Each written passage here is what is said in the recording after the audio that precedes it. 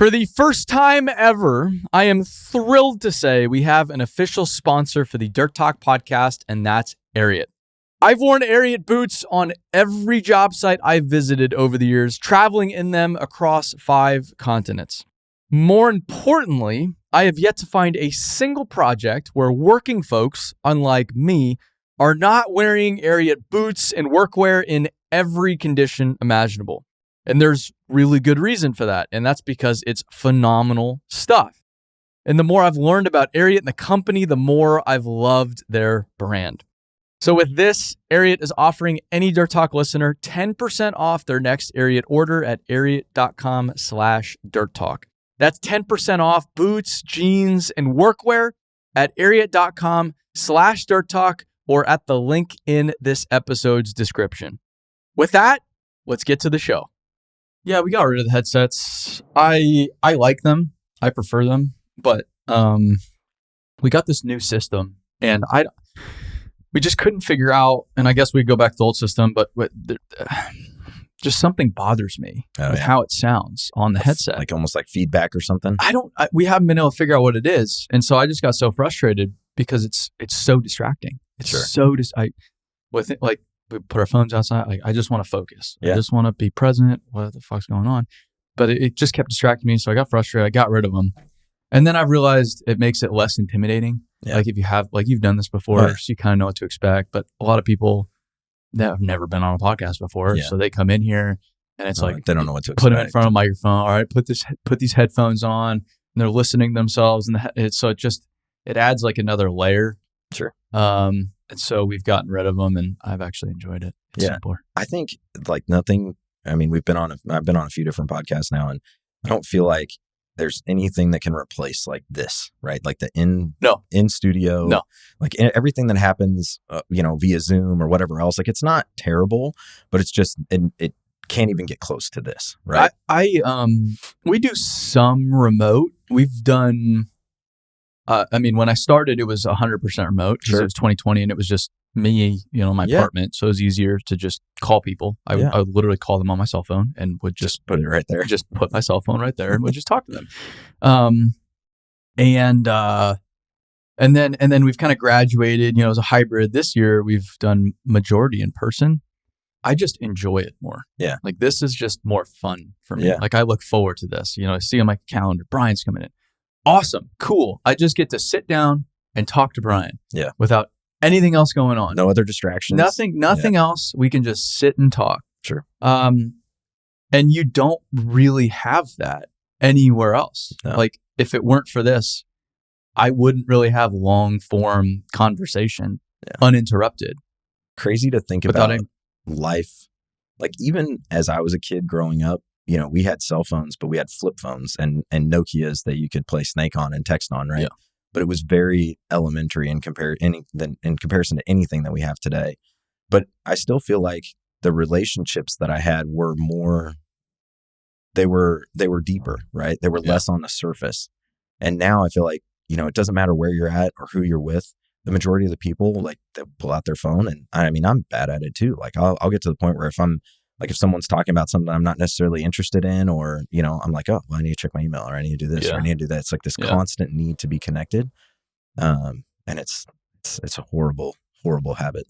Well, and they're doing some construction work here in the restaurant. But I saw someone make a note about it the other day. They said they bring a book everywhere. Interesting. And so they've trained themselves when they have the urge, they're bored, they just pick up the book instead of their phone. I read every day. So religiously 10 pages a day, which turns into 12. So technically I read 12 pages a day. But because of 75 Hard, just trained me, have done it haven't missed a day in 5+ years now. But I'm going to start doing that. Just take a book everywhere. Yeah. Because that is such a phenomenal, I thought that was a phenomenal idea. That's a great idea. Yeah. And I think we've started with my role at Moss, like we've got, obviously several meetings and whatnot. And we've tried to say, okay, everyone's phones go on the counter. No, not going to look at phones for this hour and a half for this meeting, or this hour for this meeting, whatever it is. We're going to set our phones to the side and try not to, look at them or be connected to them, right? Uh-huh. Because you'd notice such a huge difference in the productivity of the meeting and the effectiveness of the meeting, right? If you've got your phone out, and something's distracting you, right? So then you're not plugged into what someone else might be saying around you or whatever. And that's been huge for the effectiveness of our meetings. I think part of it too, though, at least in the world I live in, is that do you go into the surface level conversation, is that I'm exposed to so many people. Yeah. I interact with, I don't know, sometimes hundreds of people in a single day. Yeah. Because of social media, largely, or because of the events, or we're going out to job sites, meeting people all around the world. Like which has made my life infinitely more rich, being able to interact with a bunch of people. Certainly.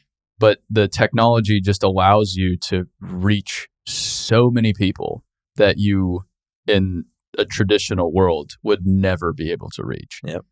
And it's a double-edged sword, especially a double-edged sword. Yeah, because it can drain you, right? That's and it very draining. Pulls a lot out of you, right? It seems like, even just this brief meeting that we had here in Nashville, it was still, you're interacting with several people, you're telling stories, they're asking what you do, you're trying to tell them that, then you're asking what they do. And it's this, somewhat of a regurgitation. You go to the next person. Yeah, exactly. Yeah. Right. As you try to network and build out that network. And then you sit down at the end of the night and you're like, it's 9:00 and I'm ready for bed. Yeah. I am just exhausted. Sure. Right. Yeah. But I noticed that too. Like when I have to ramp that up, it gets tiring. It gets definitely tiring. But that, like, my hack there has been going back to social media. That's where social media has been great too.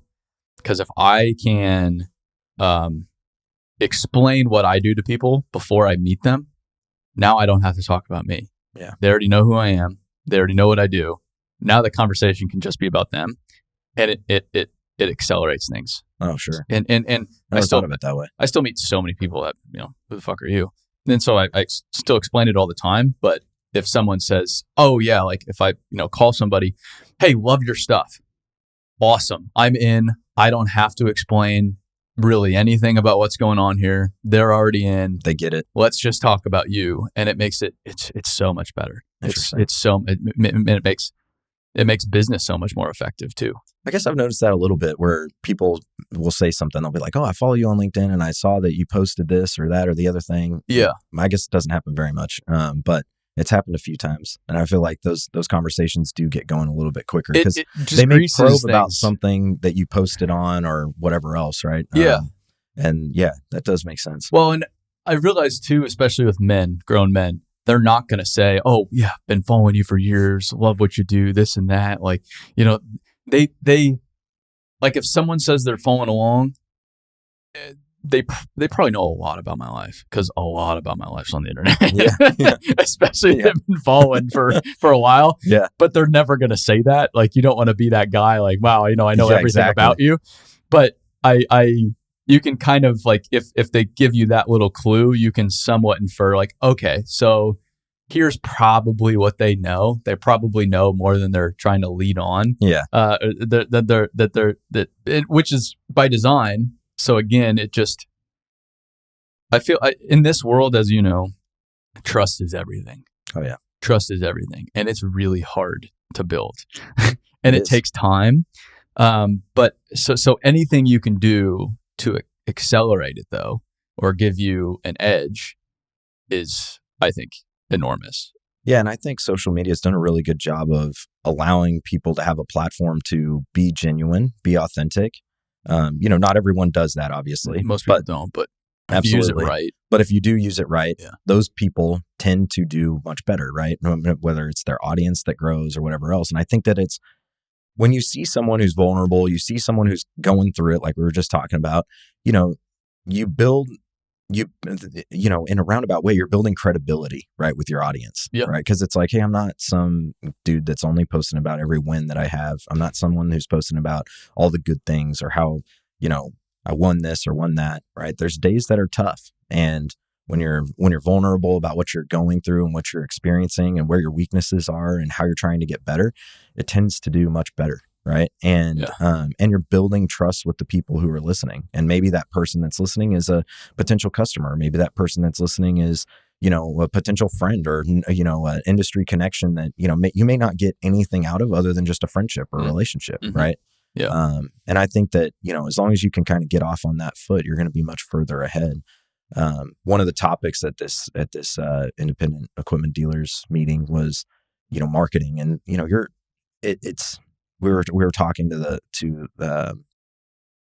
his name was Clint, and he came up and he gave this big presentation about marketing in the equipment space, right? And how it's so far behind, right? You look at how car dealerships do it, and arguably they were so far behind for a very long time. Mm-hmm. And construction itself is further behind, and then equipment is like way behind, right? And how we market, in the platforms that we use to sell equipment, to buy equipment, it's a lot of face-to-face networking, right? That's why there's, 100 and some odd people at this event that all have similar businesses that buy and sell from one another. Yeah. And where I was going with that is that one of the things that he talked about having such a huge impact on your business was becoming a trusted advisor. And I've heard you talk about that several times as well. Mm-hmm. And what that means for your business. And when you truly gain someone's trust, it's a two-way street, and it's not something that, just because you earn that trust, now you get all this business. That's not what I'm saying. Yeah. But it makes the relationship much easier to transact in, if that makes sense. Yeah. Right. Because now it's like, well, I trust what you're saying. You trust what I'm saying. You're going to pay me, and I'm going to provide you with this machine. Mm-hmm. Right. There's an agreement there, and we trust each other. Sure. And there's a lot of that in this world that is just so transactional. There isn't that trust, and it turns into, a finger pointing game before a machine's ever even delivered to a job site. Right. Yeah. And that's a frustrating thing. So as I was sitting there listening, I was like, when I look at the great relationships that we have at Advanced Track, the vast majority of them are all based on a great relationship with people that work within that business, right? They trust us to make the right decision for them. And we've got to figure out, how do we replicate that, right? How do we find those good people who want to have that type of a relationship with their equipment dealer? Right? Yeah, because not everyone gives a shit about that. No, absolutely not. And everyone will say that they do. Everybody will say it. Literally everyone will say it. Yeah. Yeah, right. But at the end of the day, it's not, there's still order takers out there that all they give a shit about is the transaction. Yeah. Right. Yeah. And it's extremely frustrating because sometimes they beat you and you're like, how did we get here? But I've settled with that in the mindset that, hey, if someone is going to go beat me up over 30% on a monthly rental rate, I don't want their business. Mm-hmm. I was talking to a guy last night who's been in the industry for 27 years, works for a very successful rental company. And he said the same thing. He was like, one of the things that I say back to people is, yeah, we're not fit. Sure. I appreciate you reaching out. But if you need me to be 30% less of what, our price is right now, we're just not a fit. It's not going to work out. Uh-huh. And he said, the funny part is that puts people on their heels more than anything, because now you've basically denied them. Yes. Right. And they're like, well, what do you mean? What do you mean I'm not a fit? And you want what Who you are can't to tell me? Exactly. Yeah. Right. Yeah. So it's kind of there's a little bit of psychology to it, right? Or a lot of bit of it, but it's kind of interesting to listen to him talk about that. Yeah. I would say that's how we've been able to pull off the Area Dirt World Summit. We had never held an event at scale, and first time last year, get over 700 people to attend. Yeah, which is crazy. It's wild, just insane. And why is that? I think it was because we'd spent 6 years building trust in the industry with something like this podcast. I've been doing it since 2020. Haven't charged for it. We have Ariat now as a sponsor to help cover our costs, but that's it. There's no tricks. It's just me talking with friends. That's all it is. And me trying to provide value to the industry. That's all. And if I keep providing value with this, with our YouTube videos, with our social media, I build that trust. And when I call them and say, hey, you should come to this event. We've never had an event before. I can't really point to past events saying it's just going to be like this. It's just going to be awesome. It's going to be awesome. Yeah. Just trust me. And so we sold the first event on trust, but we had we had created that trust over time, and then you can cash in on it. Yeah. But you can't overly cash in on it either. So you're walking a line there. Yeah. It's like how Jocko talks about leadership capital. Like there's deposits, and then you cash out. Hey, I'm gonna hold somebody accountable. I'm gonna have to write a check here, and cash in some leadership capital. But I've built up that leadership capital with this individual over time, and so I do have the ability to write this check. I feel like trust is the same way, and I feel like relationships are the same way. Definitely, but I also think that it's important to note, at least for me,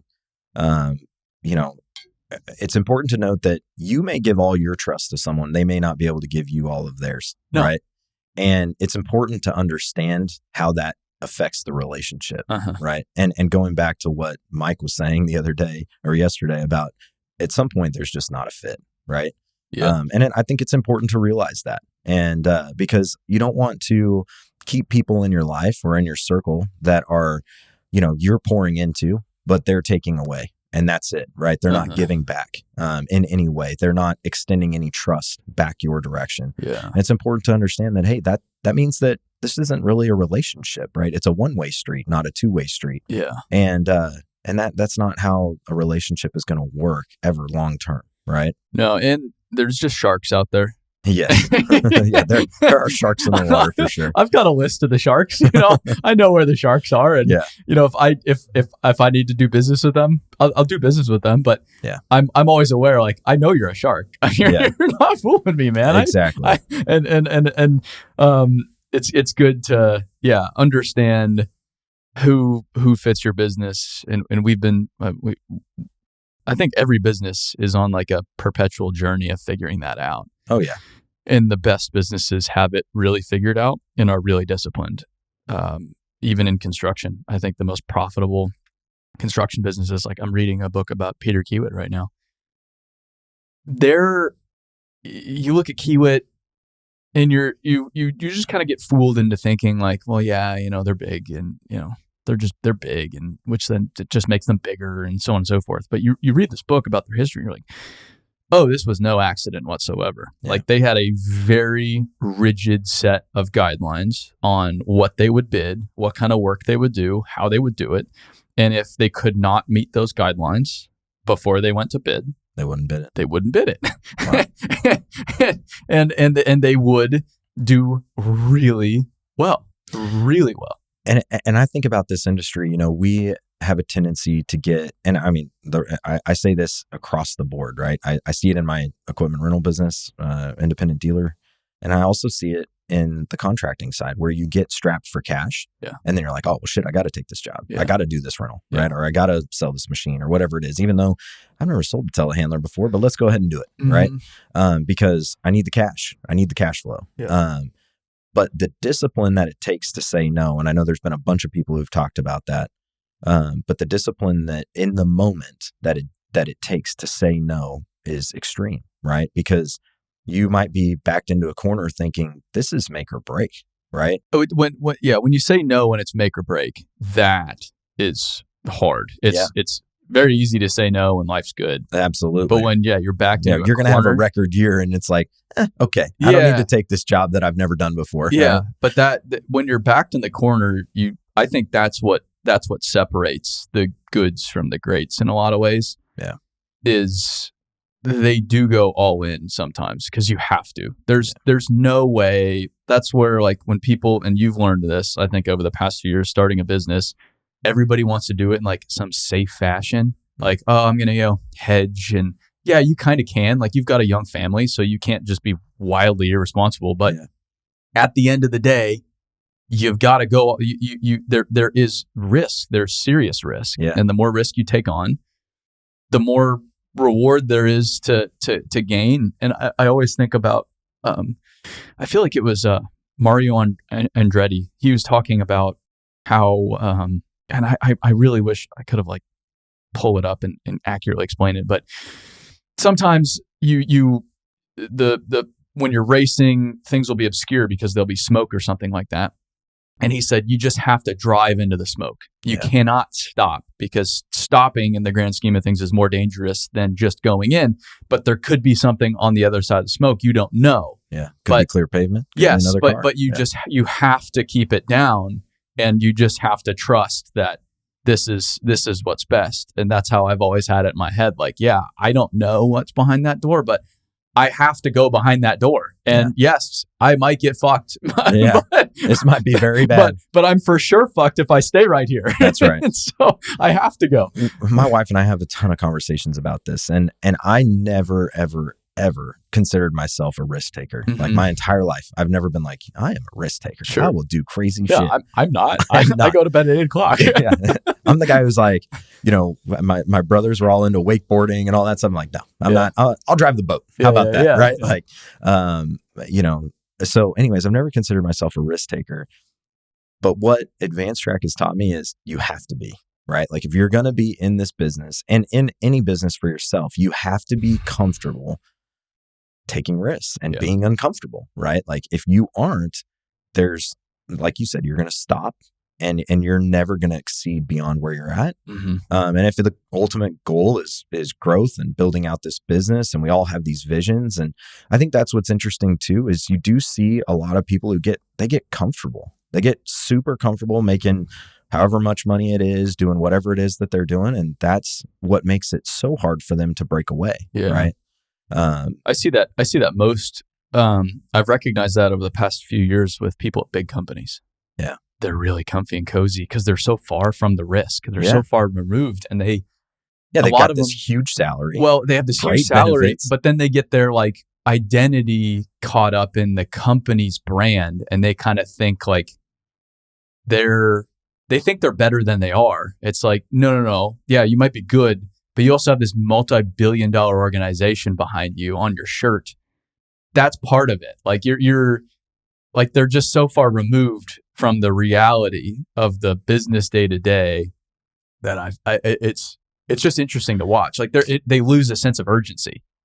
Yeah, I see that across the industry with as far as like people losing a sense of urgency. And for me, it's something that like we, and there's like different levels of sense of urgency. I'm a very analytical mind, right? So like I'll react, but I want to react with data, right? Like I don't want to just jump into the fire just to jump into the fire. Sure.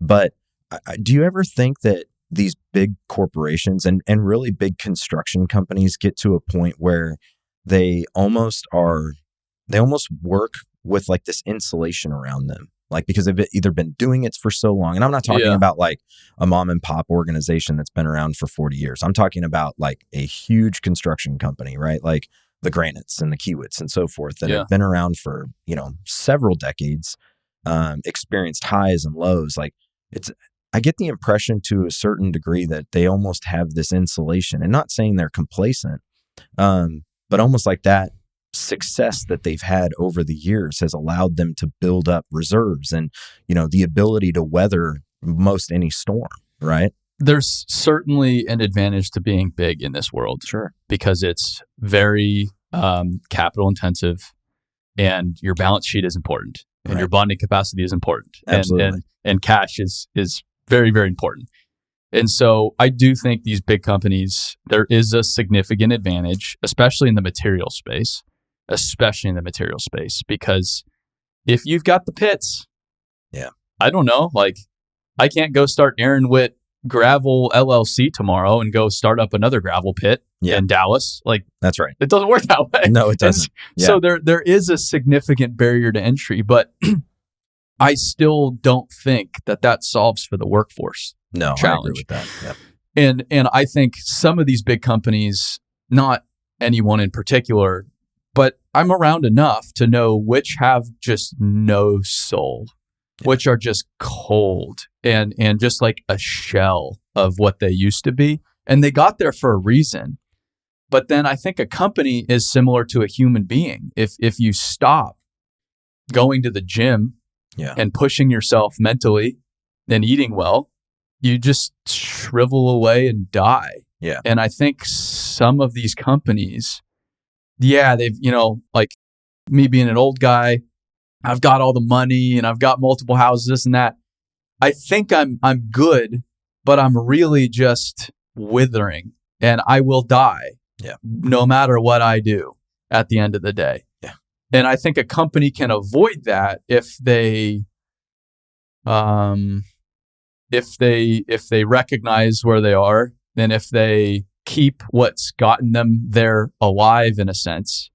It's almost like Jeff Bezos, like, right? He talks about the day one theory, right? Where every day is day one. Yeah. Right. Yeah. So you're trying to keep that spirit, that bootstrapping spirit that got you from day 1 to day 2 and day 1 to day 15, 20, which is hard. Day 365. And yes. It's very difficult. It's really very difficult. Really difficult. Even for a small business, right? Yeah. But you see that a lot. So I think that's and there's so many other things at play, but I think that is the question mark. Yeah. That's what's going to go rearrange the order of the industry. That's what creates the opportunity for people like you. Okay, cool. You've got these big rental companies, you've got these big equipment dealers. Yeah. But like you said, it's pretty behind, which leaves the door open to a whole new generation and a whole new breed of businesses. Right. That do build trust, that do build relationships, that do move faster, that do question, well, why do we have to do it that way? My numbers say we should do it this way. So I'm just going to do it this way. It's funny you say that, because I think one thing that we're really good at Advanced Track is trying to move as quick as our customer needs us to move, right? And it never fails that we get the call that they need a machine tomorrow, right? Or in a day from now, right? It's never, hey, we're planning 2 weeks ahead. We do get those calls every now and again, but for the most part, it's we need it now, right? And that's one thing I appreciate about Tyler's spirit, is he really takes it and he's like, hey, let's just make it work, right? Like, we got this machine sitting over here, we can move this around. Like, it becomes a game, right? We're like, this is how we're going to solve this problem. And it's not that this is hard, because sure, it's hard to make all those moves and all that. And is it worth it? Well, absolutely, because we're taking care of our customer. And obviously we're not going to put ourselves in a position where it doesn't make sense financially. But we're stepping up to the plate and doing something that someone else is going to be like, yeah, I've got that machine sitting in Dallas, but I can't get it to San Antonio by tomorrow. So, then that's a no, right? We're going to say, absolutely, let's figure this out. Well, that's one of the advantages of being small and nimble. Absolutely. You can do stuff like that. Yep. And even if you're working at this big company and you want to do it, no, they just won't give me the transport or whatever. It's tied up, and and you're sitting there telling the customer, sorry, I can't do anything about it. But I've realized those instances are really important, because if you tell them no, they really need you, they're in a pinch. You tell them, no, I can't do that. They're probably not calling you again. Yep. When they're in a pinch again. Like, especially if and a lot of times that's their first impression of Advanced. Exactly. Because we're still new. Yes. Right. You've got one at bat. Right. And if you don't swing, yep, exactly, you're probably not going to get another one. And we may swing and fall on our face. That's happened, right? But at least we swung, and they recognize that. Most of the time they'll see that and be like, hey man, we appreciate your effort. We know it showed up, 3 hours past when we needed it, but no one else could even get it here today, type thing, right? Sure. So, I appreciate that spirit that he kind of embodies with that, right? Of like, let's figure out how we can answer the call and say yes, right? And not say no. How many machines do you guys have now? We own 17. Damn. But we have 32 machines on rent today. Wow. When did you start? 22? We started 2020. 2021. But we bought our first a rental machine. Okay. Yeah. In 21. October of 21. What was it? Skid steer? Yeah. 259. Yeah. 259. Mm-hmm. Yeah. Don't have that one anymore. I do have the one I bought right after it still. But yeah, the business has taken on like such a huge, I guess, a much different identity than it had obviously in 2020 and definitely in 2021. It's a wildly different. But that's the fun of business, because I know because you're very analytical, a lot more analytical than I am. I didn't have like a business plan when I started. This is how I'm going to do it. This XYZ. I know you thought long and hard about this, and you did have a pretty well thought out plan, but it's funny how the best thought out plan. It was useless. Is that where you're going with this? Yeah, because it was fucking useless. I'll be the first to tell you. But I know you put in a lot of for like time. what? And It's funny. I'll never forget. So I'm really good friends with Garrett Moss, and back before I had done a lot of work with him, I had sent him my business plan, and he was like, "This is cool." And he's like, "Where, how'd you come up with this?" And I was like, he's like, "I'm going to send you mine that I went in." And this was the business plan that I presented to the bank when I got my first SBA loan. Yeah. And so he sent me his, and it was 4 paragraphs, right? Yeah. And I was like, "And you got all that money with 4 paragraphs?" I'm like, "Shit, I spent way too much time on this," right? But it goes to show you that you can paralyze yourself from overanalyzing, right? Like that saying is a saying for a reason. And I definitely struggle with it.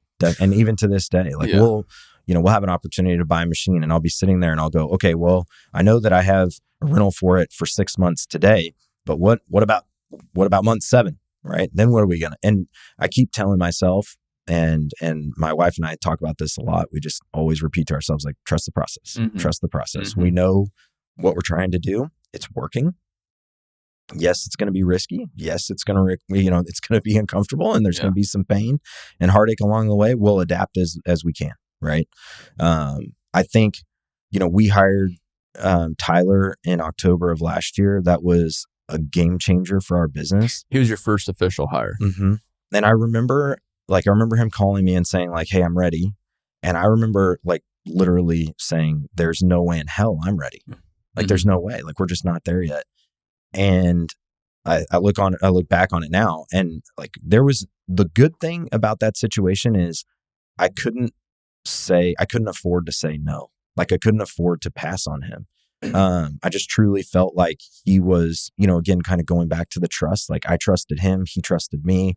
And I couldn't say no. And he's, an integral part of the business. He's helped grow it tremendously.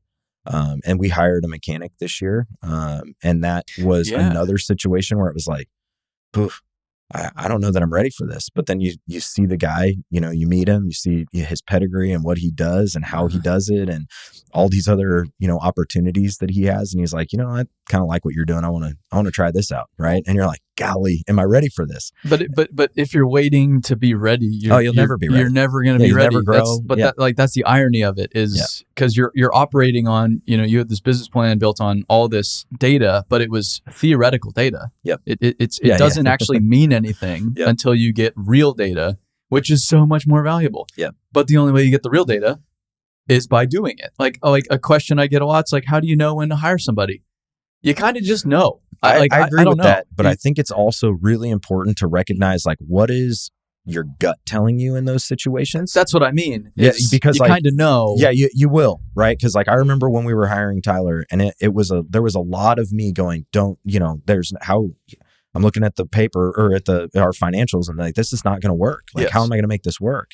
And then the other side of me was like, your business isn't going to work unless you do this, right? I never had a feeling in my stomach like this was the wrong decision. Yeah. And I think it's important to recognize when you do have those feelings, because those are trying to steer you away from maybe, like you said, you're going to drive through the smoke. But maybe you use your intuition at some point to steer right or left, right? You have to. Yes. I don't think you survive without that, because if like Dan is my example of that. Had I tried to pencil out hiring Dan, you're like, there's no way in hell. I could have tried 100 different ways. It would have not worked any of those 100 ways. But for whatever reason, I was just, this is what I need to do. Yeah. I'd never questioned it. And the counsel that I had from the outside was like, that's the dumbest thing you could possibly do. It doesn't make any sense at all. And it didn't make any sense at all. But now it's like, it's made plenty of sense. Yeah. I would still be me with a fucking camera to run around West Texas with my, with no purpose whatsoever, without the guy. And like the summit, none of that would have, you could just go down the list. But that was a decision, had I made that based on math.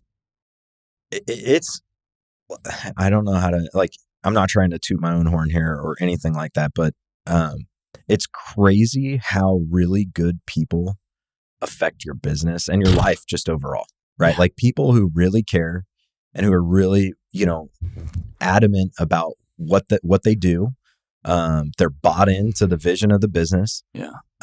It's insane the impact that they can have. You know, we set goals for ourselves that we doubled in year one. Mm-hmm. And I mean, it's insane to me to even say that. Right. But, you know, we were sitting, you know, because he helped us come up with those goals. We all, you know, my wife and Tyler and I, we all sat down. And we said, okay, what do we think we're going to do in sales next year? What do we think we're going to do in rentals next year? And we have far exceeded those. Yeah, that's awesome. And it would not have been without him. Yeah. Right. And he was the one who, you know, he was very adamant about needing a technician and how are we going to do this long term? We need to make sure that we can respond quickly. And we had been successful in responding, utilizing contract technicians, especially with like the Heave app. Yeah. But the big difference in bringing Jonathan on, our technician, there was a lot more uncertainty with Jonathan, right? I knew him and I knew his capabilities. That part wasn't a question whatsoever, but it was this idea that, hey, we want to build out, you know, like we don't have enough machines to only work on our own machines all the time, right? Like we're going to need to work on customers' machines. Yeah. And the week that he started, I think he billed like 30 hours. And I was like, oh, here I am, I'm sweating this, you know, worried that there's not going to be enough work out there. And then the first week it's like 30 hours build time. So it's something but you do have to trust your gut and you got to listen to it. Cause we had a situation recently where it was kind of one of those things where it's like, well, am I damned if I do, damned if I don't? Like what, you know, what's the situation? And but there was something in me going, don't do this right now. Yeah. Right. And it was like, okay, I'm going to listen to that. Those are, and that's equally as important. Yeah. Yeah. With people part-time versus full-time too, you get a level of buy-in when someone's on your team that you cannot achieve any other way. So contract technicians, great model. You can potentially get to different regions faster, you know, maybe faster response time, especially, you know, your machines are pretty spread out. Yeah, mostly. I mean, the majority of our machines are down in the San Antonio area. We do have a few machines up in the Dallas-Fort Worth area too. Yeah, but you know, if you're working in Dallas-Fort Worth, you're not just getting down to 2 San hours Antonio. from one side to the next. Yeah, right? And so for that reason, there's value to it. But absolutely, for what you're doing, you will never, ever, ever create the necessary value using people outside of your organization. They have to come into the organization. It's to me, and we use contractors all the time, and there's a lot of value to it, but I'm under no impression that it will ever be even close to somebody within the organization. Yeah, I think we feel the same way. And the other opportunity is it's a huge marketing. You know, I mean, like we've got a truck driving down the road that's all branded out, and we get people who are like, "Hey, who are these guys? Never seen them before. Yeah. What are they doing?" So yeah, it's definitely.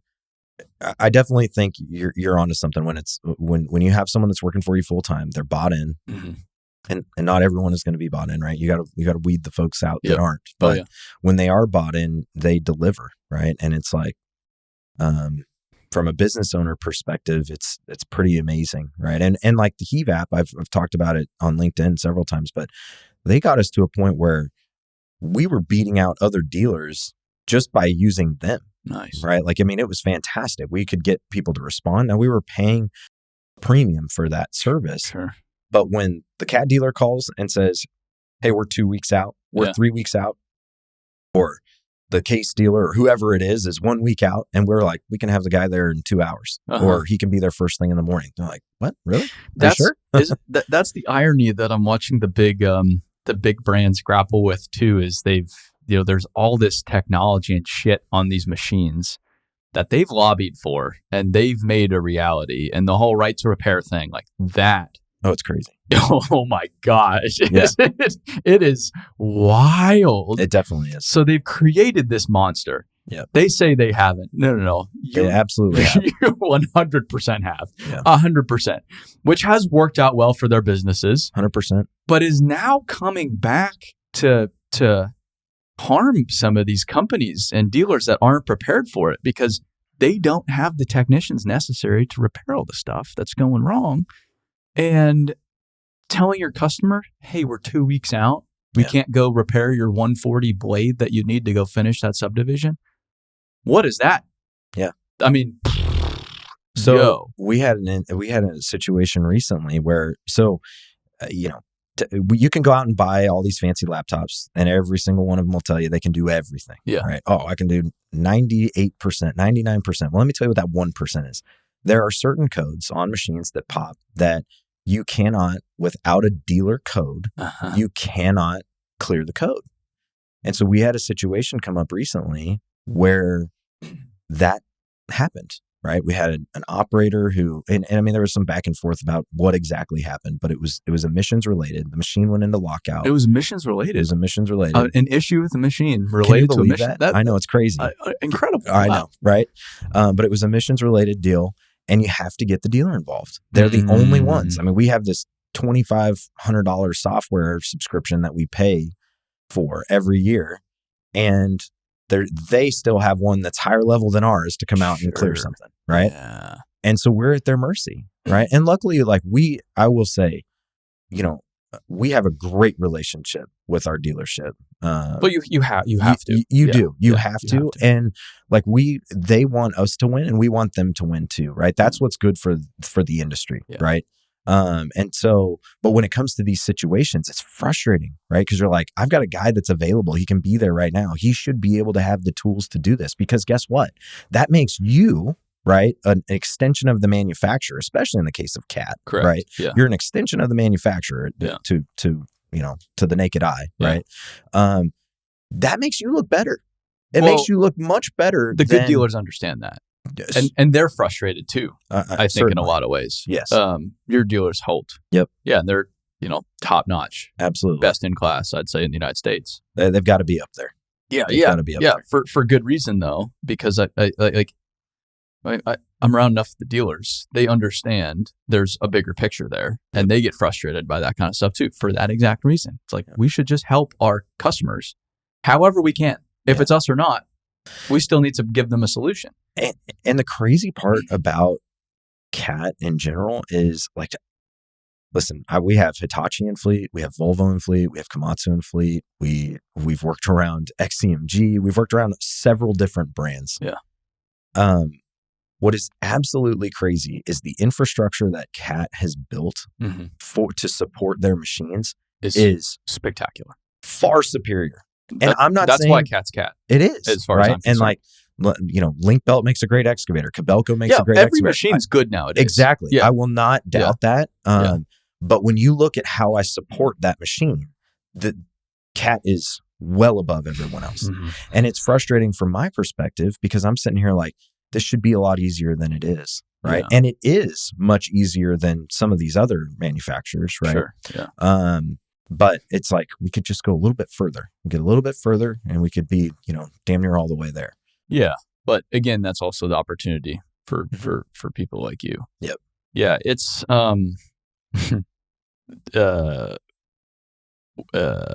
with a certain manufacturer that we've referenced that paints their machines a certain color. We've been trying to work with them. John Deere's been amazing. So shout out to John Deere 100 times over. They've been so extraordinary. They've given us their machines, their facilities, their experts. Unbelievable to deal with. It's been honestly a really phenomenal relationship. But there's another manufacturer that we've really tried to work with, that we have remarkable relationships with at the dealer level. Yeah. Very good relationships at the dealer level. That has told us, no, we can't work with you in any capacity whatsoever because you're a competitor. I didn't realize you were manufacturing equipment. Well, can you take me just wait? That's always my joke. I'm like, just wait till we start manufacturing equipment. Hanging on the wall though here though. Yeah. I can see you're up to something. Because reverse engineering. They're like, well, we have online training and you have online training. It's like, oh, yeah. Yes. So, okay, if we look at it on paper and get the lawyers to look at it, yes. Good Lord. But one, I don't think I've ever talked to an operator that said, yes, when I have an issue, I go to this training. I would love to know how much revenue their online training has generated for them. I don't know, but we have, now we have tens of thousands of users. We're starting to get substantial traction. And our approach is, hey, join us because we can get you in front of people and become that one, because you'll never be that one source, because how many companies just own one kind of machine? Right. Not None many. of them. Yeah. None of them. Well, there's maybe a few out there, but Yeah, they're few and far between. But an OEM cannot do this. Right. Because it just isn't actually possible. And a company's not going to go to 17 different platforms to find different answers. They want to go to one place. That's what we're building. That's what's in the works. That's already, it's well on its way. But it's just this it's indicative of this mindset that is, no, this is our kingdom. No one comes in. And I'm sitting here, I'm like, yeah, but this is going to catch up with you at some point. Absolutely. It will catch up with you. It's just a matter of time, because this is just not how the world works nowadays. And yes, it is kind of still how construction and mining and equipment works, but this is not how the real world works. And the real world is pressuring this world to catch up with it, right? Mostly because of workforce. Yep. and because from a workforce standpoint, we're competing with every other industry out there, every other labor market out there. And so these worlds are going to have to adapt. And it's just a matter of who's will adapt and how fast. And when you're a big brand with big infrastructure, you're insulated. Yep. So you don't necessarily have to move as quickly. And will you be fine future state? Yeah, probably. But you're certainly not a first mover on anything at that point. Yeah, I agree with that. So it's a frustrating deal, because I feel like it could be so much more beneficial for the industry. If they would break that down, right? But that's what pisses me off, right? Because it's a very short-sighted view, because they're seeing something that, yeah, maybe this is competition now, but like, how does this build brand loyalty and trust in our brand, right? Yes. That already has this amazing brand loyalty. Yes. Right. I mean, yeah, I think you said it on this podcast before. Like when you go to China and you see an XCMG machine roll out of the assembly line right next to a CAT machine, right? Literally, right? You're not like, you still have brand loyalty for a reason, right? Because people trust you. Kind of going back to what we talked about, right? Sure. They trust the brand. They trust your support network. There's a lot of trust there. And I absolutely wish that they would see that and say, hey, this is actually, this would benefit us. This would, even take us further. Right. But that's one of the most frustrating things about even like an equipment show nowadays. I go to an equipment show. You'll see the latest and greatest. Mm-hmm. You'll see, reduced fuel burn, whatever. Well, yeah, we got this electric machine over here, batteries of the future, right? Financiers behind our companies pressuring us to do this. Yeah, batteries of the future. Sure. We're developing modern diesel over here because we know that's actually the future. But batteries, yes, we're doing it.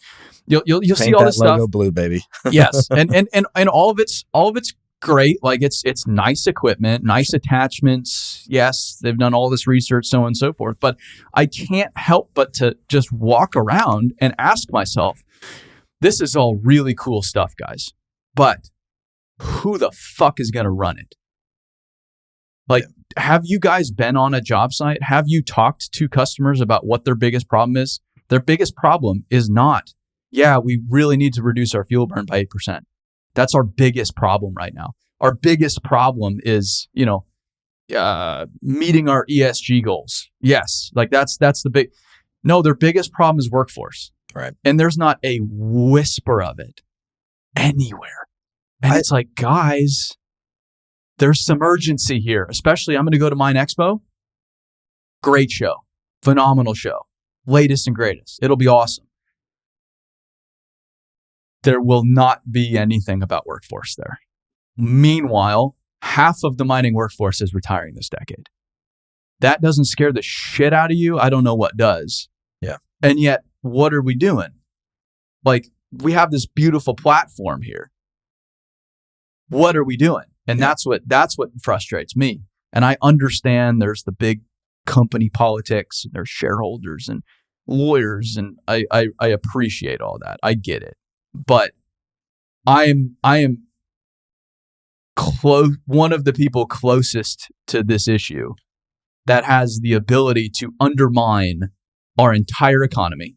Already is. Our entire economy, our entire world, my kid's future, your kid's future, the entire future of our world is at stake.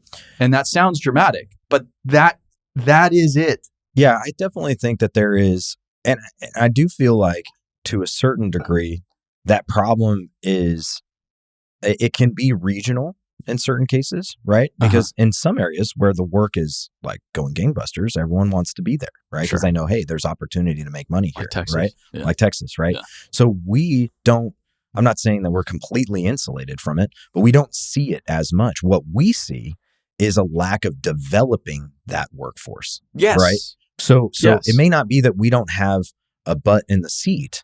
It may be that how do we train that butt in the seat today, that guy that's been running that excavator, how do we train him to become a foreman? Yeah. Right? How do we train the laborer to become a pipe layer? How do we train, right? That there's like we've got to give them a runway or a roadmap of this is how we're going to get from point A to point B. And as a business grows, there's inherently just this huge opportunity. Mm-hmm. And rather than just grab and stick, right? Like, because that's what happens, right? Well, I think you're good, I guess. You've never been through any formal leadership training. Here you go. Yep. You're a leader now. Well, now I get into that position, and I can't tell you how many times I've seen it happen in oil and gas and wherever else. Like you get a guy who he thought it sounded great because there was more pay. Yeah. And then he gets there and he's like, I don't want to freaking do this. Yeah. This is horrible. Yeah. I want nothing to do with this. I don't want to oversee people. Mm-hmm. And now you're asking me about how productive they're being and how efficient. How do you even track that? Yeah. Oh, what do you mean you don't track that? It exposes all these other issues. Right.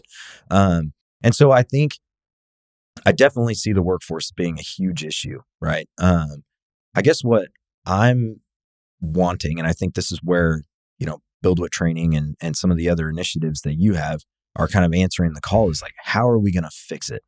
Because there's a lot of talk about the problem. Yes. There's not very many solutions being proposed. No. Right. And that's where I get irritated because it's not like this is not some,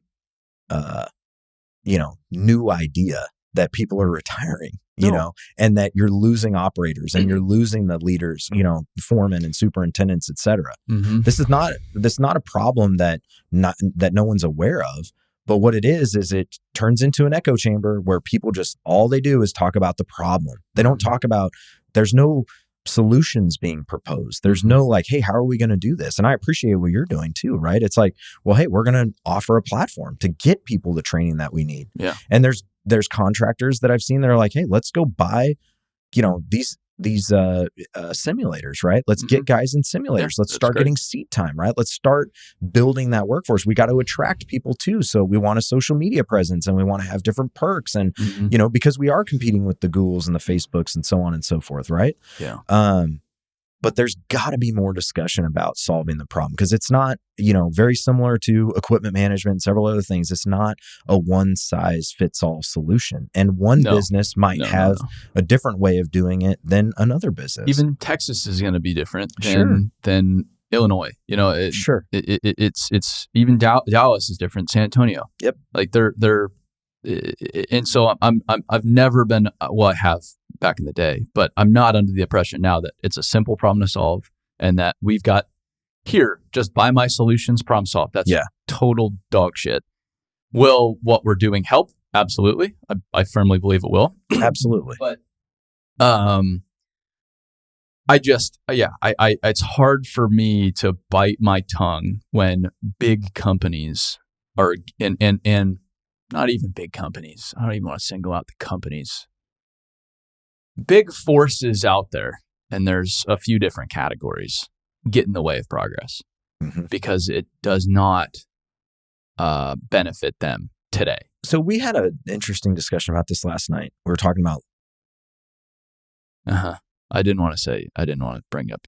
Oh, is that what you were alluding to? No, well, that's a category. Yeah. Okay. That's a category. I have a tendency to pick up on that. I'm sorry. Yeah. But we were talking about this because I came from California. I worked for right out of college, went to work for a big paving and grading company that was signatory to the operators union, signatory to the laborers union. And we had, like, it was to me, I felt like we had a skilled workforce. Yeah.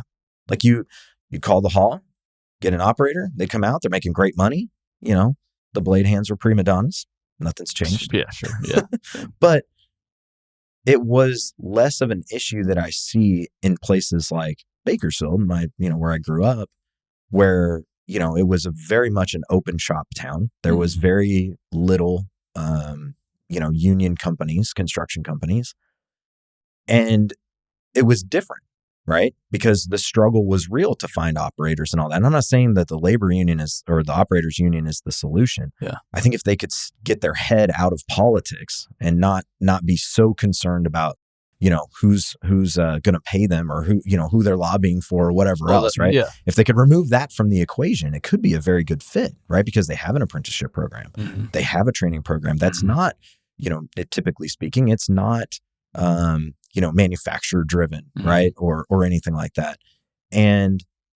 But now I'm starting to see, because I follow a couple of people on LinkedIn and Instagram that are, superintendent level, project management level at these large companies, large construction companies that are signatory to unions. And now they're struggling. Yeah. Right. Because now they're not, the unions can't attract the people to come in. And I'm careful when we wade into the union waters for a good reason. There are great unions out there. There are some really, like, I went to the 49ers facility, training facility, which was remarkable. I think it's 138 in Wisconsin, 130 something.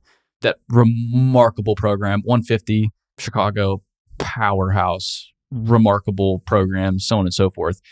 And then there's unions that are not good, that are absolutely not fulfilling their bargain, their agreement of provide us great trained people, because they're operating on an old operating system. Yep.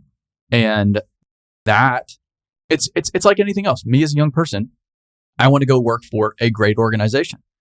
So if I was in an area with a great union, I would definitely join the union. But if I was in an area with a shitty union, I don't want to go work for a shitty organization that doesn't operate according to today's standards. And I don't have all these what I need out of it. Right? Exactly. Yes. Yeah. I'm not just going to blindly just join the union because it's the union. Absolutely. What are you going to do for me? What value are you going to allow me to go where I want to go in life? And some of the practices out there, and it's the same for companies. It's not even a union thing, but it's just so antiquated that I hear about it. And I'm like, that to me as an individual, I have no interest in being in a system like that. Sure. Zero.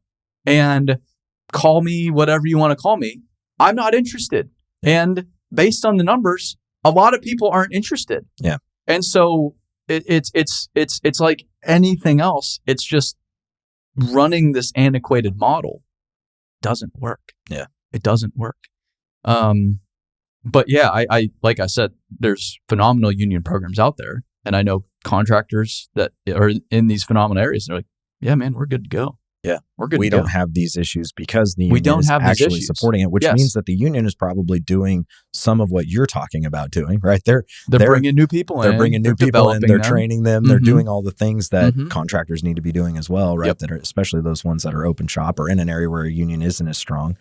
I agree. I was just curious to get your take on that, because I feel like I've noticed a major shift over maybe the last 2-3 years. It seems like with people on their social media platforms being like, "Hey, I need you to apply for this role." And I'm like, well, they're a union contractor. What do you mean? Well, like that they're trying to hire operators? What do you mean? I've heard that from a lot of contractors, basically saying we're now the recruiting arm for the unions. Yeah. And we're just basically, we're on our own. We need to get everybody we need to get. It's our responsibility. And then we just feed them into the union. Yeah. And it's like, wait a minute. And what good is that? Yeah. Wait. I thought it was supposed to be the other way around. Yeah.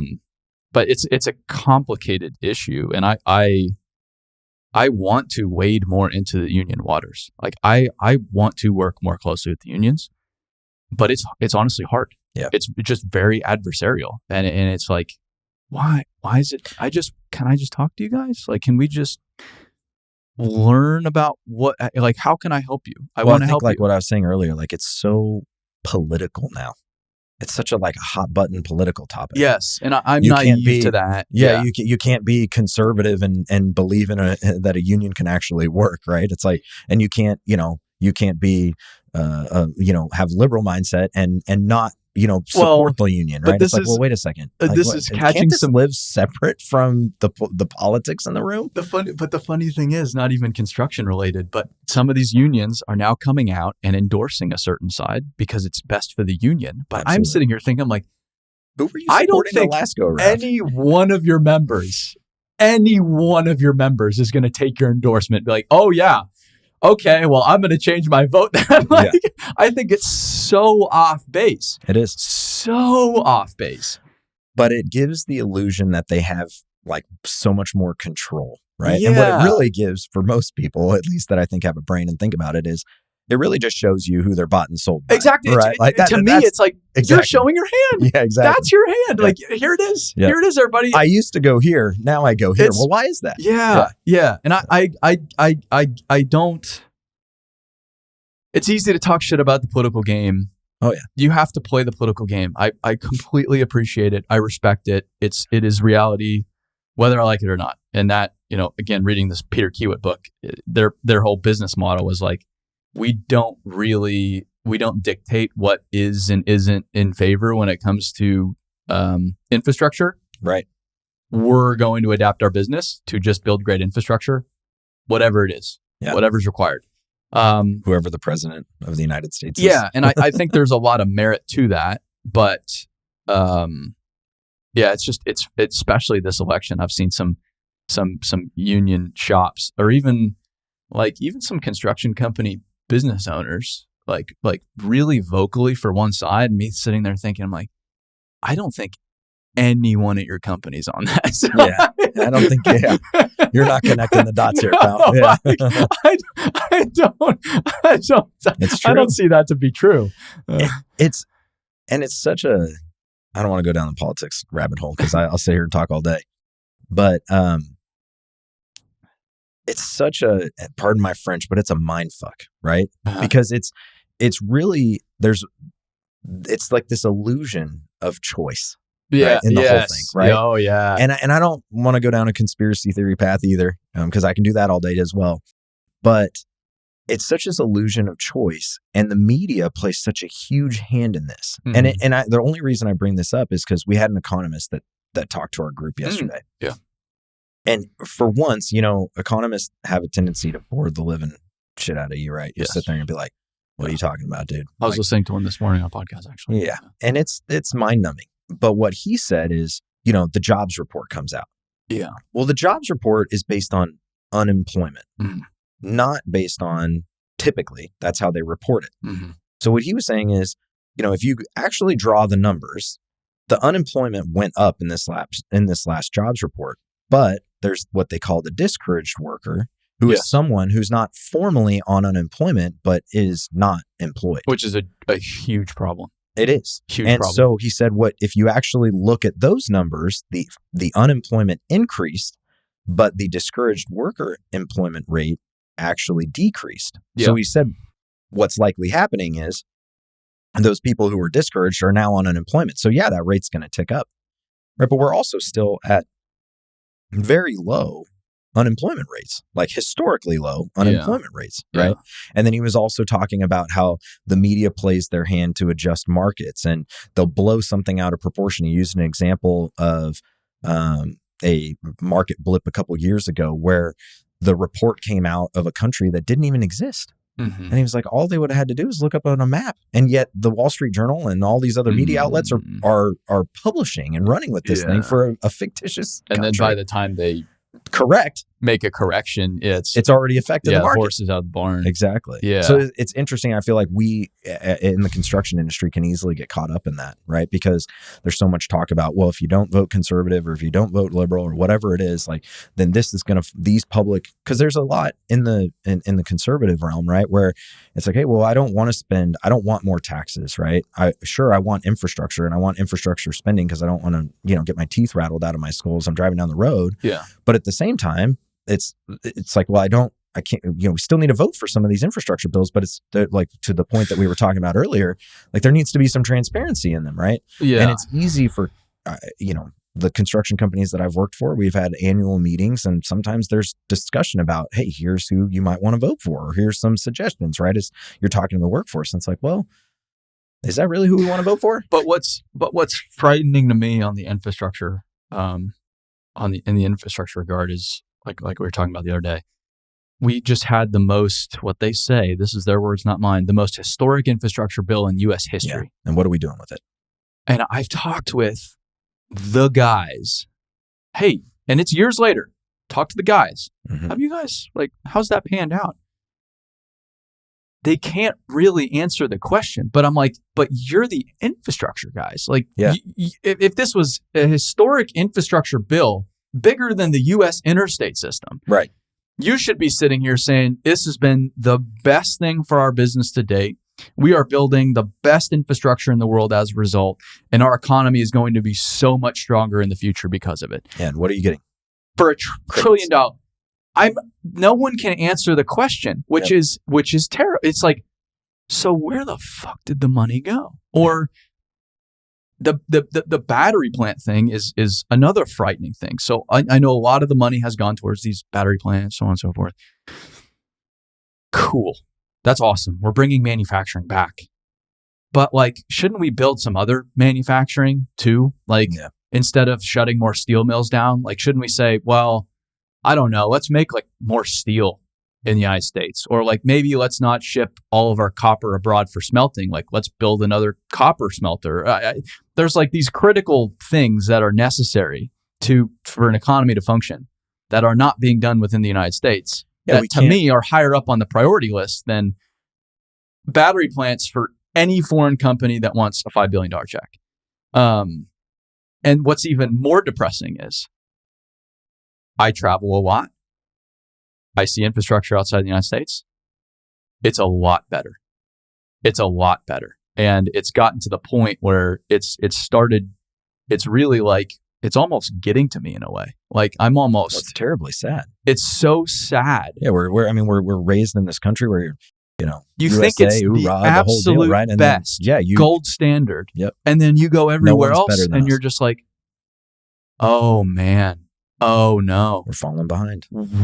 We are behind, and we're only getting more behind. And to me, that's just not right. Or California is a great example. Okay, we're going to go spend $130 billion on a high-speed rail train that probably won't work. We've spent, I don't know how many tens of billions of dollars. We still haven't laid a mile of track. We still don't have some right of way. But just trust us. Just trust us. But then you go down the 99, I think it is. Yeah. It is the shittiest road in America. Yeah. And to me, it's the 99 runs kind of along the alignment for the high-speed rail. Yeah, at least the southernmost portion of it, for sure. Yeah. And I can't help but to think and ask the question. And I'm an asshole. I'm an idiot. I get it. I don't get the big picture. Yeah, the high-speed rail, it's going to save California. But I don't know, guys. Shouldn't we maybe make this road not super shitty before we go do stuff like that? Shouldn't we make sure that the fundamental stuff is good to go first and foremost before that kind of stuff? And this is that crazy? And the crazy thing about it is, and you look at in the speed in which these things are done, right? And high-speed rail was the topic in 2011, 2012, right? When I was cutting our teeth out there and, in construction, it's that was a discussion then. And it's still a discussion today. It's absolutely insane that we're sitting here 12 years, 13 years later, still talking about something that is incomplete. Yes. Right?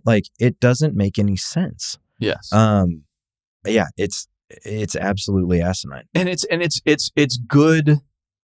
I get it. It's good for business. Great for business. We're pouring all this concrete. We're renting all this equipment. We're moving all this dirt. It's all these people are employed. But they put so many roadblocks in place to do it. Right? Yeah. It's okay, well, yeah, You're going to use concrete, but it's got to be sourced from here with blah, blah, blah, blah, blah. You're going to use equipment. It's got to be this tier emissions and yada. I mean, it's like, let's put all these roadblocks in place to make it very difficult. And then I sit here and I'm wondering why it takes 13 years to do this. Well, this is why. But what I struggle with is like, you're either on team infrastructure or you're not. But it's like, dude, I'm the biggest believer in infrastructure. I appreciate the hell out of infrastructure more than the average bear. But there's some infrastructure out there that's really stupid. Yeah, it doesn't make sense. And can't I ask the question, like, is this the best way to spend the money? Like, I don't know. I get it. It's good for your business, but like, couldn't we build other stuff that's good for your business that creates a better return on investment for society? Right. Yeah, that's the crazy thing. And maybe I'm just not in the know. One thing if like Texas decided with, they've got this surplus of money, right? Yes. And it's like, okay, well, yeah, we're going to do this. But you're talking about a state that's been in financial disarray for several decades. And like how using all federal money. Yeah. How do you decide that this is a good idea? Right. Yeah. Like without figuring something else out too at the same time. Or you're just so far down it now. Yeah, it's like they're at the point of no return. Yes, right? But we just have to keep doubling the budget and we're going to get there one day. I don't know, guys. Like, shouldn't we just, hey, all right, cool. Yeah, we're in this pretty deep. Some people have fucked up here pretty good. Yeah. But let's backpedal. Do we need to spend the other $50 billion to make it kind of work to get me from Fresno to Stockton really quickly? Yeah. Like, I don't think anybody in Fresno is like, that I need to get to Stockton a lot faster than I can just drive. Like, I agree with that. It's insane.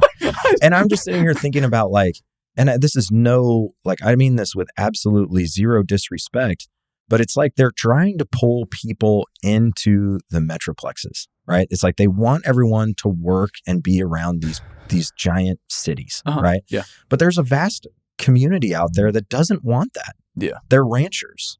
They're farmers. Maybe they're oil and gas producers that have big workforces that work for them, right? Or oil and gas construction companies. They don't want to do that. Those guys, go try to find that person that's working on a ranch or in a farm, a position in San Francisco or Sacramento or Los Angeles. Like it's crazy speak. It's absolutely crazy speak. Yeah. Yeah.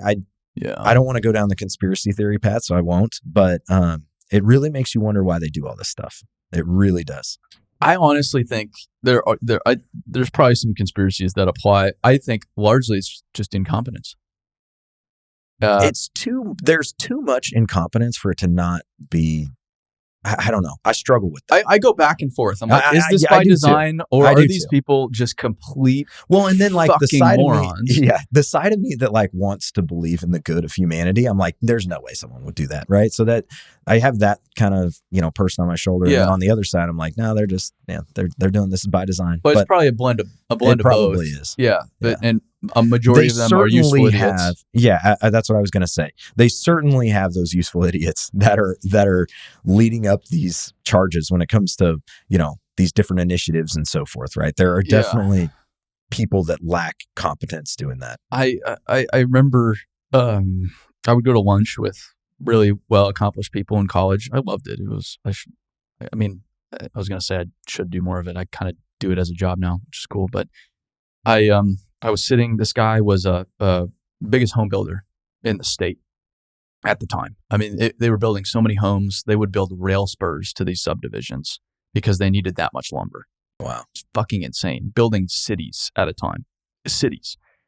And I was talking to him about politics and he was just like, I don't think you understand. Like, nobody that I know that's intelligent that really cares about their family wants to get into politics. Mm-hmm. Nobody.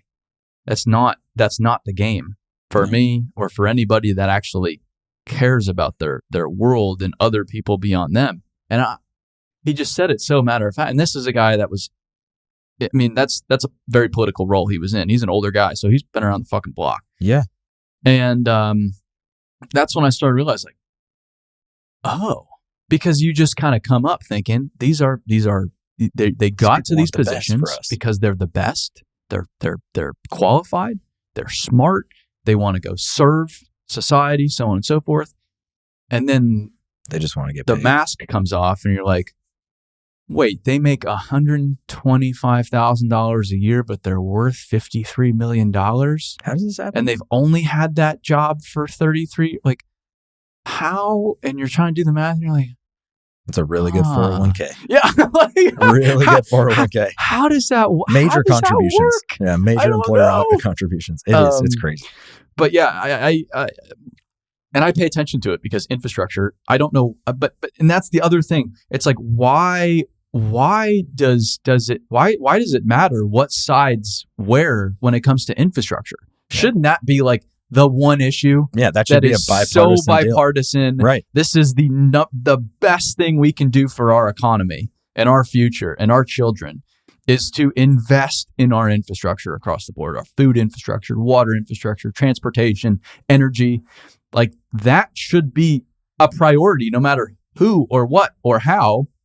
But it's made into some political game. By both sides. By both sides. Yeah, it's like no one is actually fighting for a true solution. Yeah. Right? It's like, no, we're just going to let ourselves continue to get further and further behind everywhere else. Well, and the infrastructure bill is interesting because, yeah, they just shove a bunch of bullshit in there. Oh, yeah. But I heard the other day they were blaming Trump because the Republicans vetoed the border bill.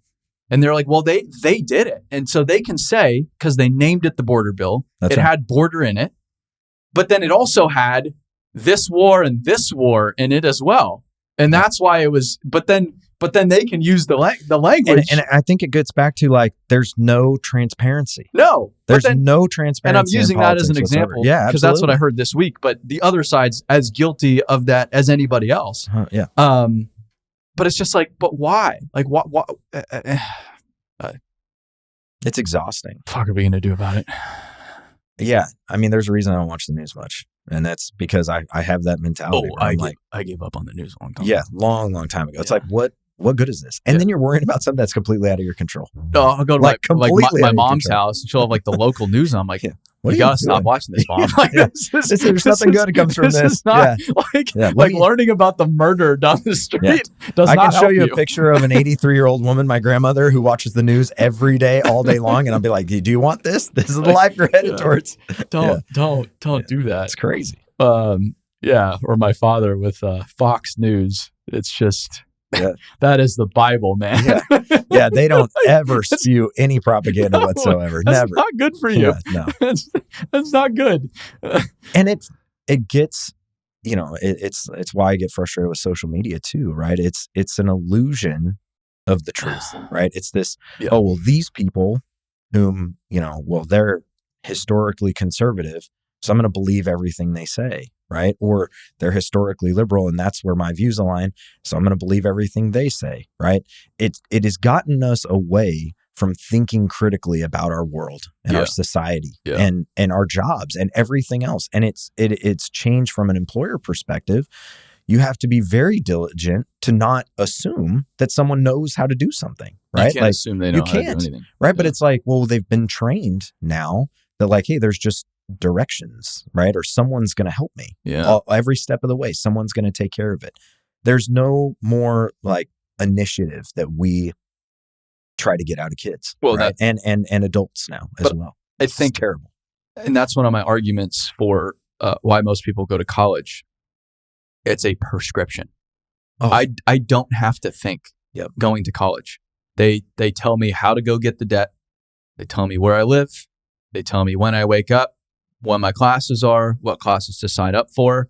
I just follow the prescription every single semester. Yeah. And I get a piece of paper that said, you did really good. You followed the instructions. Great job. And here's how well you followed the instructions. Yeah. Here's a little number that says you were really, really good at following the instructions. Mm-hmm.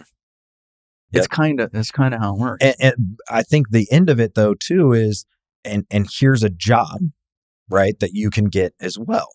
But the reality is that this is where I feel like here college was a job. Exactly. Yeah. That's where I was going with that, is that it's these, at the end of the day, employers aren't going to just hire people to hire people. No. Right? Like if they don't have a need, they aren't going to make the hire. No, because right? it's a if they're running their business financially responsibly. yeah. Right? If I'm Mr. Big Corporation, I've got a little bit more flexibility on just You give me might the do business it. kids schools, business school kids, Yeah, How train many, up the next generation how or many you got? whatever it is. 150. Yep, give them all to us. But yeah, for us, it's like it doesn't carry any weight. No, because it's a meritocracy around here. I need people that can do the best at these roles. We're willing to invest in people, bring them up, and I don't care if you have a degree or not. It does not tell me anything. Yeah. I've never asked anybody if they have a degree at the company. Yeah. We've had over 150 people work here. It just doesn't do it. But I also, like I was telling you, I think college still provides a ton of value in a different way. Mm-hmm. If you use it in a different way, you go in and say, I'm an 18-year-old.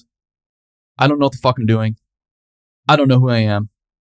I've got 4 years relatively risk-free because that's what it gives you. Yeah, it gives you 4 years relatively risk-free to figure this out, to go make some decisions for myself, to get away from my parents, to learn about who I am, to learn about how the world works. But I think you used it in a way similar, I think kind of similarly to how I used mine was like, okay, I'm going to go and intern for these other companies, right? And I'm going to go experience something because you want to get something out of it, right? Mm-hmm. Like I didn't care so much about the GPA and all that kind of stuff. I cared about the experience that I was getting out of it. And yes. I don't mean like being at Bull's Tavern, drinking on a Thursday night experience. That was part of it. Yeah. Which is awesome. Yeah, it is. But I mean the experience of like I got exposure to companies that I would never ever have exposure to otherwise. No, right? Like imagine being 18 years old, like you're not going to college or whatever else, and you just walk through the door of a business and say, I want to be a project manager. Yeah, right? You worked at some big. What was the big company you worked for? I worked for Granite, and then I worked for DeSilva Gates Construction. And DeSilva Gates too. Yep. Yeah, but I worked for 5 companies while I was in college.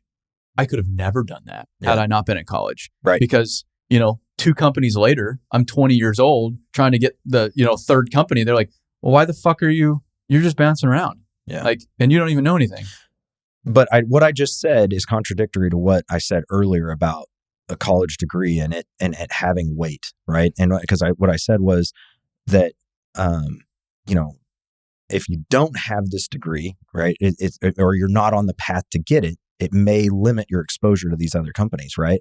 Yeah. But the reality is, and I think this is where the shift has happened over the last 10 to 15 years, is you're starting to see those companies value those degrees less, right? Yes. And now the opportunities exist to come up through the field, to go from laborer to operator to, labor foreman or operator foreman or to a superintendent, et cetera, all the way up to a project manager, division manager, whatever it might be.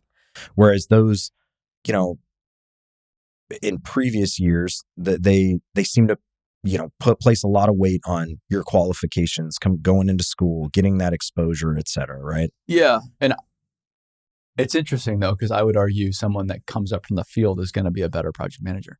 We see and that all the time. Not that that's a steadfast rule. It's not, but they have a way of gaining the field's respect. Yeah.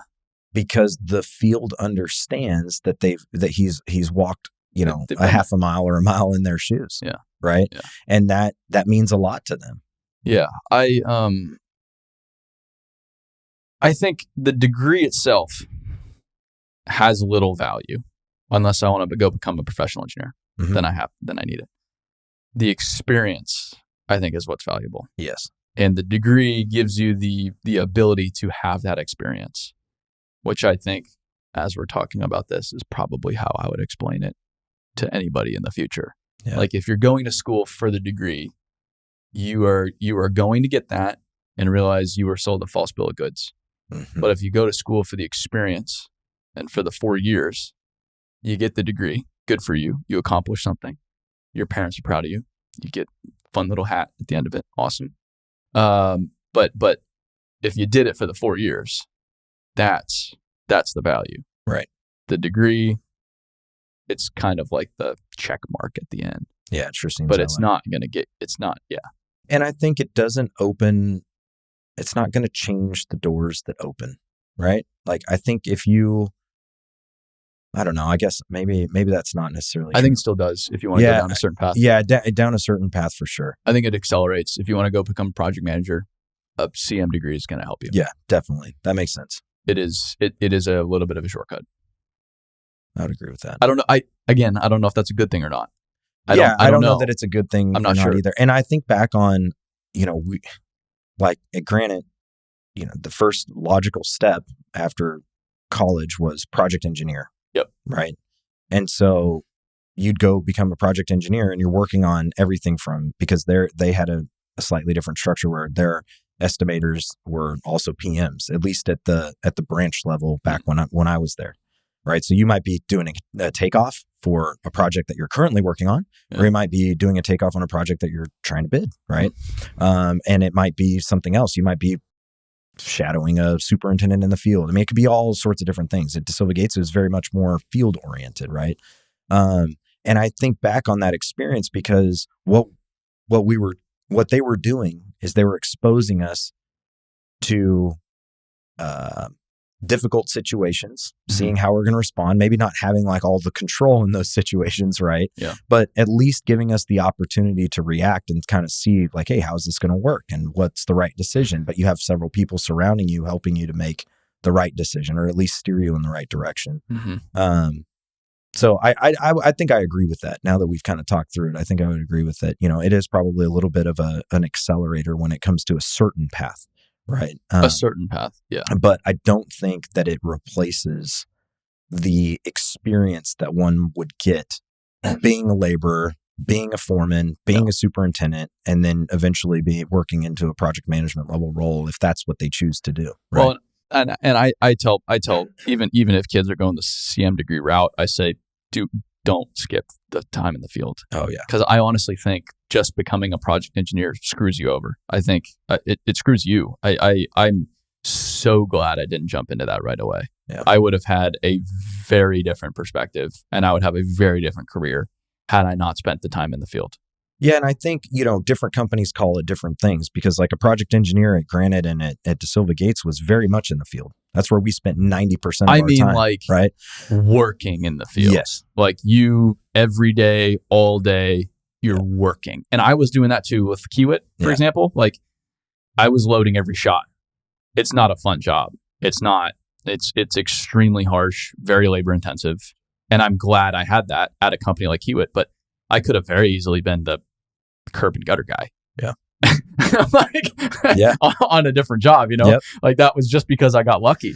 Yeah. I think back to my experience prior to Granite, I worked for a very small local contractor in San Luis Obispo. And yeah, it was like, hey, we've never used this TopCon GPS deal before. Can you help us get going on it? Uh-huh. Like, okay, let's figure it out. Yeah. And then pushing buttons. Yeah, you start pushing buttons and figuring it out. And then, next thing you know, you're helping set grade. And then it was like, hey, go jump in this ditch and, spread rock and let's get pipe in the ground. Right.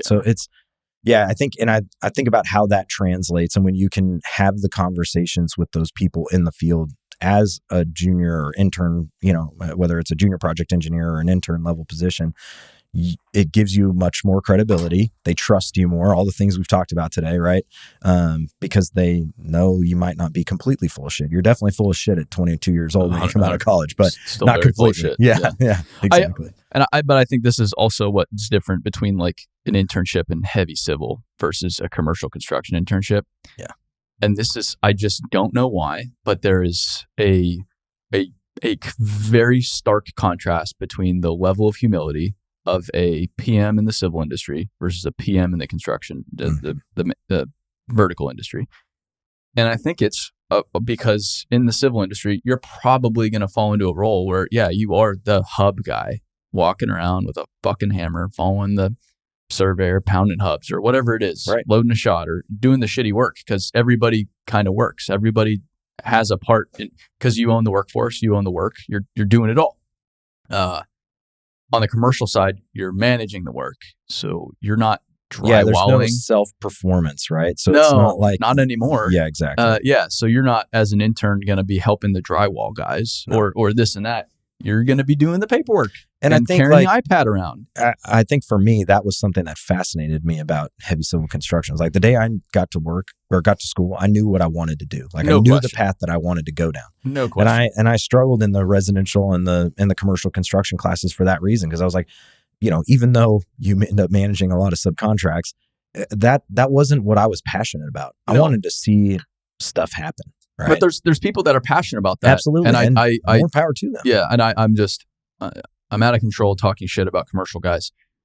But if you do want to be a commercial guy, be one of them that recognizes that you don't actually do anything. You don't build a single thing. I mean, that's, I remind myself of that at this company. Like, hey, I don't actually do shit. Like, I'm not the one doing anything around here. I shouldn't have this sense of self-importance. Because it's not about me. It is about the drywall sub. It is about the electrical sub. It is about the HVAC sub. And I'm just here to serve them and make sure we're delivering great work for whoever's going to be using this building. Yep. And I think that mentality serves you no matter what trade or world you go into. Because we need buildings. So I don't want to just be like, commercial guys suck. Yeah. I mean, it's easy to jump on board that train, right? I mean, it's like I love that train. Exactly. I love it. It's fun to be on that train. I love it. But yeah, you're absolutely right. And there are people out there that do an exceptional job at it, right? An absolutely 100%. Exceptional job. Yeah. And there's people that don't. Yeah. And there are people that do an exceptional job of being a heavy civil contractor, and there are people that don't. Right. Yes. So it exists in every space. Yeah. And it's easy to get caught up in the shit talking when it comes to the, these guys don't do this or don't do that, and we're doing all the heavy lifting or whatever we else. Harder. Yeah, exactly. Right. It's easy to get on board that deal, right? But at the end of the day, there are people out there that do a fantastic job at it, right? And they should be the ones that are, people are learning from, right? Yeah. So, well, I have to pee so bad, and I feel like we've been going for a while. Talking for an hour and a half. Oh, that's not. I thought it was longer than that. Honestly, it did feel longer. I felt like. Well, we were, I guess, talking. Before we were recording too. But I guess we can call it a day here. Yeah. If people want to check out Advanced Track, we're on LinkedIn. You're on Facebook, LinkedIn, and you share on LinkedIn. I see your stuff a lot. Yeah, I share personally on LinkedIn. I don't share a whole bunch on the Advanced Track side. I don't feel like it gets much traction. It doesn't. We were talking about that yesterday. We've totally changed course. If you're going to choose between personal or company social media, choose personal 100% of the time. Yeah. Company social media almost has no value in the grand scheme of things. Yeah. Now the camp I'm in. I feel like we've seen that. There is value, but like you drive the company way more effectively on social than a nice company presence. Yeah. So we're there. Yeah, I'm on LinkedIn. Follow me on LinkedIn. And then Instagram company. Advanced Tracks on Instagram. Advanced Track. Geez, don't put me on the spot now. I can't remember exactly what our handle is. Yeah, I don't but we're on there. Look us up. You'll see us. Awesome. Well, I'm happy for you guys. It's fun to just follow along. I guess it's how people feel about us. Like, it's just been fun following you guys. I'm like, I don't know. It doesn't feel like fun during. Yeah. It's I'm like if you could be a fly. Yeah, exactly. Someone is. That's fantastic. Yeah, good. But in reality, I think it's important for us to stop and smell the roses too, right? Yeah, and to enjoy the moments. Because it is a grind every single day, and it's easy to get caught up in that and not appreciate what you're experiencing and going through. And I've learned to appreciate that more. So. Sure. Appreciate you having me on. Yeah, right on. Thanks for stopping by.